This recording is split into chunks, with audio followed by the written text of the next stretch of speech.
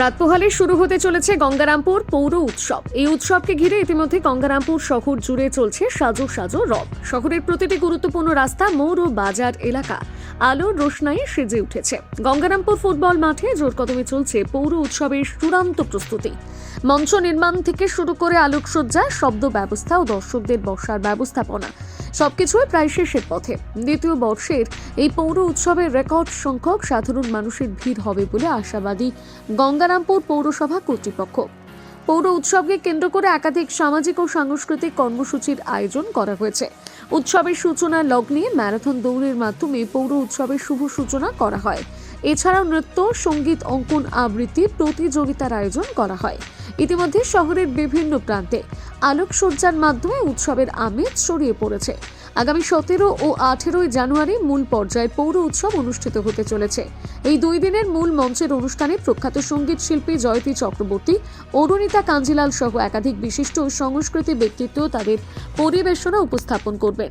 পাশাপাশি স্থানীয় শিল্পী ও সাংস্কৃতিক দলের পরিবেশনাও থাকছে। পৌর উৎসবকে কেন্দ্র করে ইতিমধ্যে গঙ্গারামপুর সহ গোটা জেলা জুড়ে সৃষ্টি হয়েছে ব্যাপক উন্মাদনা উৎসাহ।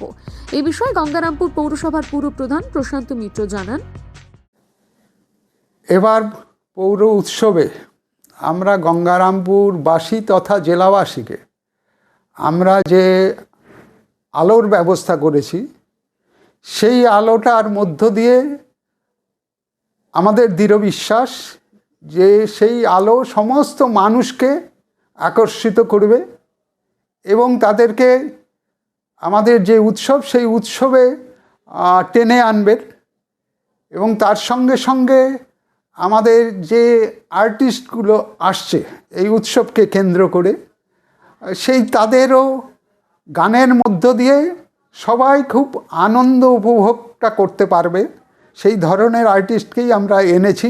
মানে সমস্ত মানুষের যে চাহিদা, যে সমস্ত আর্টিস্টকে নিয়ে সেই আর্টিস্টগুলোকেই এবার আমরা এই গঙ্গারামপুর পৌর উৎসবে হাজির করিয়েছি।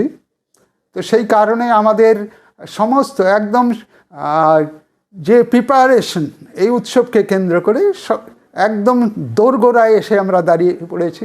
আমাদের ভলেন্টিয়ার থেকে শুরু করে যে সমস্ত কাজগুলো যে এই উৎসবকে কেন্দ্র করে আমাদের করার দরকার ছিল এবং মানুষও যাতে সুষ্ঠুভাবে তারা এই উৎসবটা যাতে তারা দেখতে পারে এবং আনন্দ উপভোগটা করতে পারে, সেই ব্যবস্থাটা আমরা একদম শেষ দোরগোড়ায় এনে পৌঁছে দিয়েছি গঙ্গারামপুর পৌরসভার পক্ষ থেকে। এবং যাতে সবাই মিলে আমরা 17 এবং 18 এই দুটো দিন, আমাদের 17 তারিখে যেহেতু উদ্বোধন, সেই কারণে সেদিন আমাদের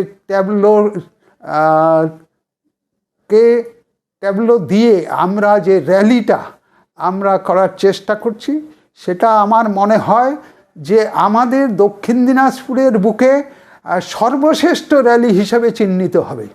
সমস্ত দিক থেকেই, লোকসংখ্যার দিক থেকেই বলুন, আর ট্যাবলো এত সুন্দর সুসজ্জিত র্যালি আমার মনে হয় আমার দক্ষিণ দিনাজপুরে আজ পর্যন্ত কোনো উৎসবে এই জিনিসটা দেখা যায়নি।